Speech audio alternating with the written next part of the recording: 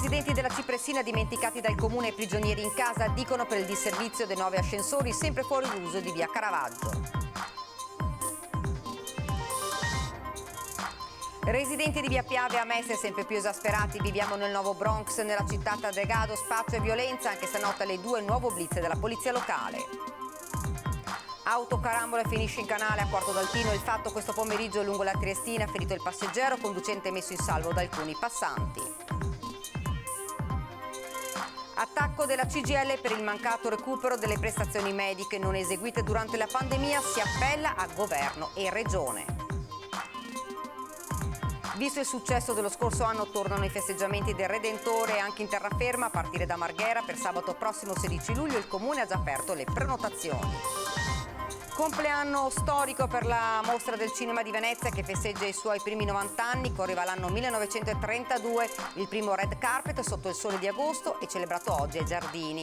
Alpini, il secondo giorno di radunata triveneta ad Asiago, stamane emozione e memoria con la suggestiva messa sull'Ortigara, intanto continua la festa, domani lo sfilamento delle penne nere per le vie della città che Antenna 3 seguirà in diretta dalle 8:30. Buonasera e ben ritrovati, edizione veneziana dei nostri telegiornali. Dunque lo avete sentito, protesta a Mestre di residenti e cittadini per i nuovi ascensori di via Caravaggio costantemente fuori uso. Siamo prigionieri in casa nostra, dicono. Ci ghettizzano proprio letteralmente perché siamo prigionieri del nostro quartiere. È una vergogna, caro sindaco, prenda in mano sta situazione perché non è possibile. Siamo i suoi cittadini. Protesta questa mattina a Mestre di residenti e cittadini della Cipressina e della municipalità di Chirignago Zelarino. Malumori che montano per i nuovi ascensori costantemente rotti del nuovo sovrappasso e inaugurati con il nuovo supermercato soltanto pochi mesi fa, a dicembre scorso, e che in mancanza delle promesse piste ciclabili e dei semafori a chiamata installati ma mai funzionanti costringono quanti come mamme con passeggini o persone in sedia a rotelle o con tutore a non potersi recare né a fare la spesa né, peggio, in ospedale, come racconta la signora Irma, 88 anni. Un passo, torno a casa. Non ce la facciamo. No, è impossibile. Poi la fortuna è che lo troviamo rotto perché se si rompe quando siamo alla parte di là con la spesa, non so come facciamo, come faccio a portare mia mamma per le scale, è impossibile. Siamo in attesa da un bel po', ma non va. Ci tocca andare per le scale. Per l'ascensore lato via del Gazzato che non funziona, certamente funzionerà a intermittenza, pensiamo, questo al lato nord, cioè quello speculare lato supermercato. E invece no, non funziona nemmeno questo e c'è un cartello ascensore fermo per danno ad una scheda elettronica. Perché la Cipressina è sempre stata un quartiere un po' bistrattato. E poi ci sono i ciclisti eroi che, nerboruti o meno, sono costretti a portare la bici in spalla lungo le scale. Cosa possiamo fare? Deve fare la spesa e dove puoi passare? Tutto è chiuso. E l'ascensore? Non va da 4-5 giorni, non lo so quando. Perché seconda volta, terza, non lo so. Utilizzando questo cordolo con le biciclette si va meglio, vediamo. Come no? No. Benissimo si va. Come fa? Guardi, non ho alternative. Forse peggio.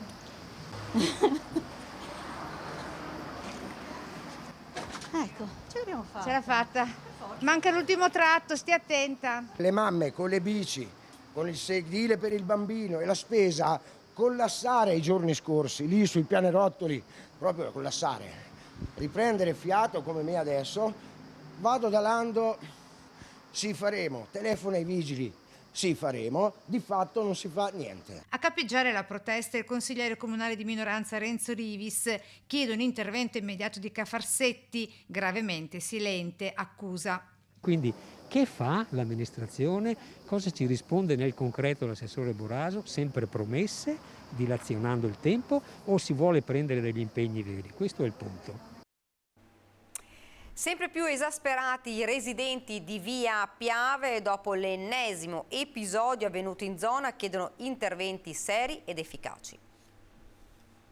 Noi cittadini stiamo assistendo all'occupazione sistematica da parte di spacciatori, di magrebini, di nigeriani di delinquenti comuni del nostro territorio. Alcuni punti molto conosciuti, sottopassaggio della stazione, angolo via Ariosto, via Piave, angolo via Dante, via Montello, angolo via Sernaglia, via Piave, sono ormai luoghi frequentati da spacciatori con una turnazione degli spacciatori giorno e notte. Dopo l'ennesimo episodio in via Piave, il pestaggio avvenuto 2 giorni fa, i residenti sono sempre più esasperati e impauriti. Non bastasse, racconta Peris, ci si mettono anche gruppi di giovani che escono dal locale poco distante e che stazionano nelle varie vie, urlando in piena notte, lasciando bottiglie di birra vuote, spesso prendendosi a calci e pugni. Purtroppo, dopo il blitz San Michele, che aveva, diciamo così, dato una ripulita a gran parte del quartiere, siamo ritornati alla situazione precedente, ma soprattutto assistiamo all'assenza, all'impotenza delle forze dell'ordine, soprattutto della polizia urbana, che rimane a guardare, presidia in certi orari, non sempre, nemmeno nei weekend, sta ad assistere. Noi sollecitiamo le forze dell'ordine, ma le forze dell'ordine ci dicono che non possono fare niente. Alcune settimane fa lo stesso sindaco Brugnaro ha ammesso la difficoltà di fronteggiare il problema divenuto così radicato. Prima delle elezioni c'era stato promesso maggiore sicurezza. Se da una parte è necessaria un'azione di repressione e di presidio del territorio, dall'altra parte è necessario anche creare una rete di collaborazione sia con il CERT per tutte le tossicodipendenze che sono sempre più giovani, con qualcuno che sia presente sul territorio come gli operatori di strada. Gli uomini cercano di trovare i soldi rubando nei supermercati, mentre le donne, per loro è più facile, si prostituiscono, e assistiamo lungo la strada a un aumento della prostituzione, soprattutto di ragazze molto giovani. Ed ora ci spostiamo a Chioggia. Il sindaco annuncia di volersi costituire parte civile contro una baby gang. Linea dura del sindaco Mauro Armelao contro la baby gang che a Sottomarina di Chioggia ha rapinato e pestato barbaramente il ragazzino 14enne di Adria in vacanza con la famiglia. Danno d'immagine alla città, denunceremo i bulli, sto esaminando la possibilità che il comune possa costituirsi parte civile, annuncia. L'aggressione mercoledì scorso, 6 luglio, quando il 14enne è stato picchiato da 2 ragazzini quasi suoi coetanei, mentre altri 7-8 stavano a guardare e coprivano gli aggressori, bloccando di fatto l'ingresso della calle nei pressi di Piazza Todaro. Dal punto di vista giuridico, essendo i piccoli bulli davvero molto giovani, con uno dei 2 aggressori che ha soltanto 13 anni e si trova cioè sotto la soglia di punibilità, non si sa che tipo di intervento possa essere preso, anche se questo non significa che non possa essere oggetto di interventi specifici da parte del Tribunale dei minori e dei servizi sociali.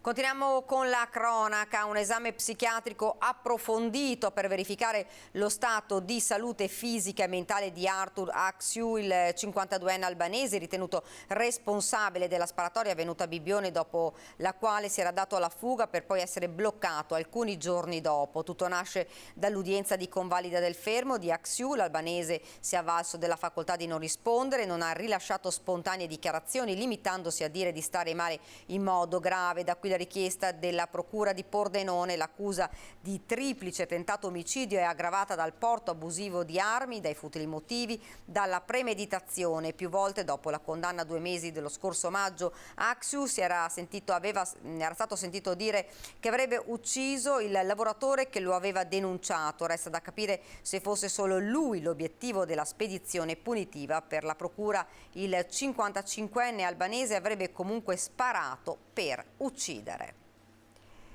E morte avvolta nel mistero da Portogruaro per Michelangelo, cuoco 53enne italo-inglese. Una morte avvolta nel mistero a Portogruaro, per la quale si ipotizza possa trattarsi dell'ennesimo dramma della solitudine.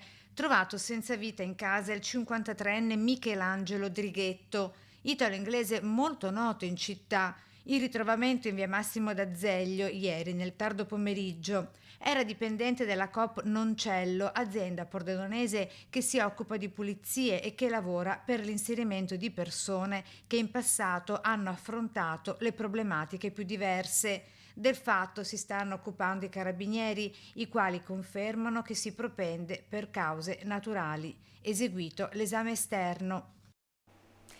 Paura questo pomeriggio alle 15 per un'auto finita rovesciata in un canale di scolo con l'acqua all'interno. Il fatto lungo la Triestina, a Quarto d'Altino, ferito il passeggero dell'auto, con il conducente messo in salvo da alcuni automobilisti che hanno visto l'incidente e si sono fermati a prestare i primi soccorsi in attesa dell'arrivo dei pompieri arrivati da Mestre, l'autogru e il nucleo sommozzatori che hanno provveduto a imbragare e recuperare l'auto. Attacco della CGIL per il mancato recupero delle prestazioni mediche non eseguite durante la pandemia, si appella a governo e regione. La CGIL punta il dito contro il mancato recupero da parte dell'Ulstre delle prestazioni sanitarie perse durante il Covid, tra visite ambulatoriali ed esami di laboratorio. L'azienda sanitaria conferma i numeri e le difficoltà dovute anche all'ondata epidemica in attesa di quest'estate, ma assicura di aver portato a termine almeno i 2/3 del totale programmato dal piano di recupero 2022. La CGIL però controbatte. Emerge in modo chiaro che molte prestazioni sono recuperate intorno al 50-60%, alcune addirittura al 30%. Quindi questo fa capire in modo chiaro cosa? Che per fare un piano credibile, vero di prestazioni, le ULS devono essere dotate degli strumenti per farlo. Oggi senza personale questo è molto difficile, ma servono anche investimenti organizzativi, digitali, innovativi. Il sindacato, che siederà a un tavolo con l'azienda sanitaria, insiste sulla necessità del potenziamento degli organici. Oggi recuperare queste prestazioni rinviate è difficilissimo perché c'è una grave carenza di personale e quello che noi chiediamo da questo punto di vista sono misure straordinarie, investimenti in risorse per assunzioni subito di tutte le professioni sanitarie, dai medici agli infermieri, agli operatori sociosanitari, ai tecnici. Serve un potenziamento degli organici perché dobbiamo far fronte a una nuova emergenza che è sotto gli occhi di tutti con l'aumento dei contagi e il recupero delle prestazioni. I bisogni di salute non possono più essere sospesi, non possono più essere rinviati o altrimenti le ricadute saranno su tutta la popolazione, in special modo su quella anziana che rischia di essere più colpita. Quindi il governo, le forze politiche, la regione si impegnino congiuntamente per trovare le risorse e dare un futuro alla sanità veneziana. Visto il successo dello scorso anno, tornano i festeggiamenti del Redentore anche in terraferma a partire da Marghera. Da Favaro a Seggiano, Gazzera, Pellestrina a Marghera. Anche quest'anno i festeggiamenti per il Redentore saranno diffusi con iniziative di vario genere nei diversi territori. Questo per permettere a tutti di poter festeggiare. Mentre l'anno scorso forse ci sono stati più timidezza, quest'anno proprio si è dispiegato pienamente, tornando agli spettacoli pirotecnici tradizionali. Quindi anche la terraferma sarà un pullulare di iniziative. A Marghera, nello specifico, si è pensato di ricreare un po' l'atmosfera dell'anno scorso con diversi gruppi musicali, in modo da allietare la serata a grandi e piccini per tutti i generi, e anche con dei corpi di ballo per far sì che chi voglia passare un Redentore tradizionale possa farlo con le ricette della tradizione e possa farlo festeggiando quella che è la più importante notte veneziana, che è la notte famosissima. Una notte per cui il comune ha già aperto le prenotazioni a chi volesse invece trascorrerlo a Venezia. L'anno scorso abbiamo fatto, ricordiamo, per primi un sistema di prenotazione con Green Pass, di prenotazione prima per i residenti e poi per i non residenti, sia per le barche che per chi accede pedonalmente. Verrà replicato quest'anno, si è già aperto per i non residenti e ci auguriamo che, come sempre, Venezia sia avanti rispetto agli altri nella sperimentazione anche di spettacoli pirotecnici sempre più belli.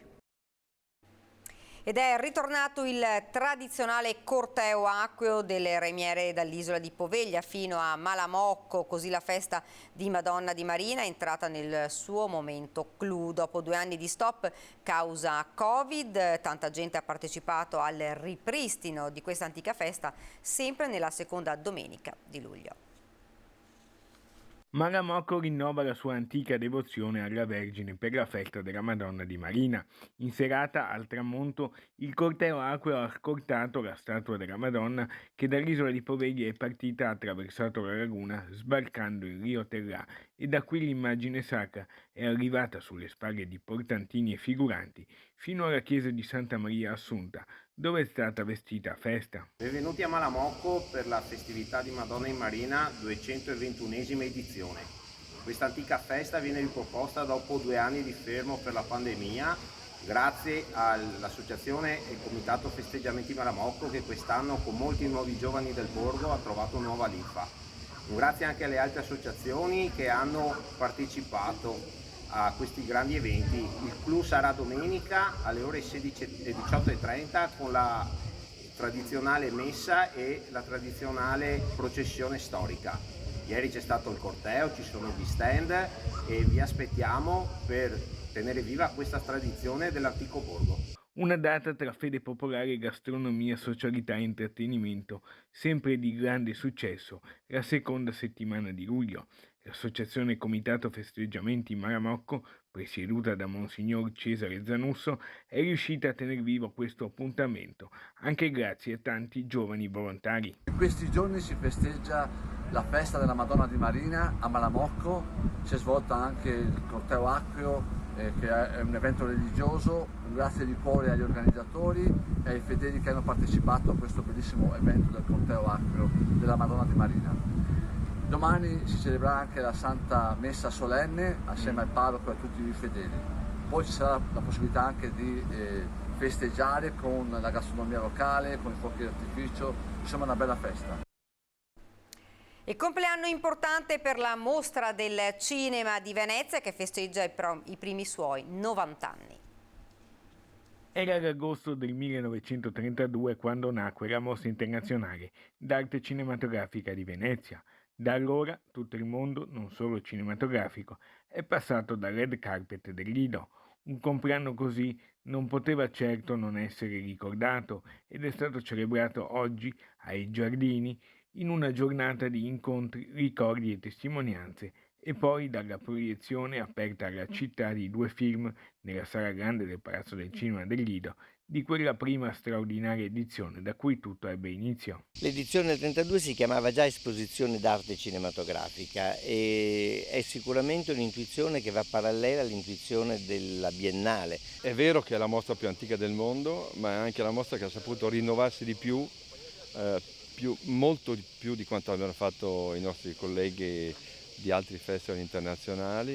La giornata ha visto la presentazione di un'opera monumentale che il professor Giampiero Brunetta, grande storico del cinema italiano, ha voluto dedicare alla Mostra di Venezia.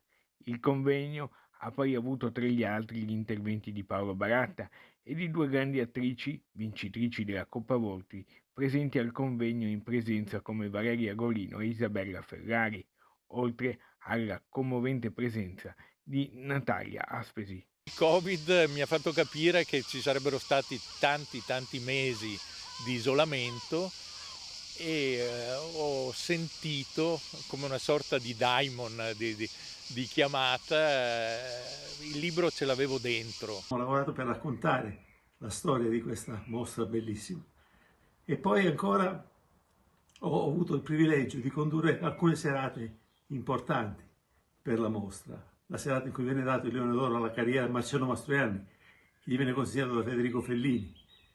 Marcello e Fellini fecero un siparetto molto curioso.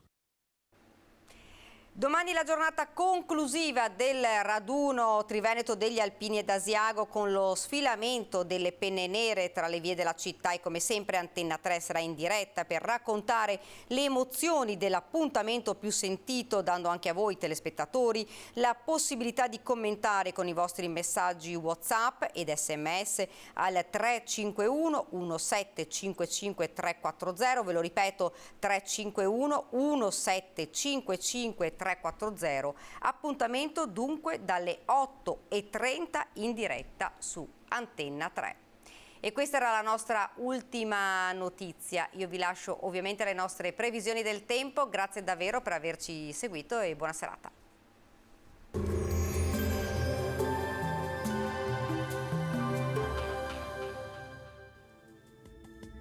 Benvenuti al Meteo. Si rinforza l'anticiclone delle Azzorre sul nostro territorio. Ci attende una domenica 10 luglio all'insegna della stabilità. Vediamo insieme il dettaglio. Sul Veneto tempo in prevalenza soleggiato, salvo per temporanei passaggi di nuvolosità. Avremo più nubi, infatti, soltanto sui monti e lungo le zone costiere. Temperature minime tra 14 e 22 gradi, massime invece comprese tra i 29 e i 32 gradi all'incirca. Spostiamoci ora sul Friuli Venezia Giulia, cielo in genere poco nuvoloso con venti a regime di brezza. In montagna sarà possibile una locale nuvolosità pomeridiana un po' più consistente. Temperature minime tra 16 e 21 gradi, massime sui 28-31 gradi. Spostiamoci infine sul Trentino Alto Adige, dove sarà soleggiato. Al pomeriggio il tempo sarà variabile con possibilità di qualche debole pioggia sulle Alpi di confine. Temperature minime intorno ai 15-16 gradi, massime sui 31-32 all'incirca. Dal Meteo per ora è tutto, arrivederci al prossimo aggiornamento.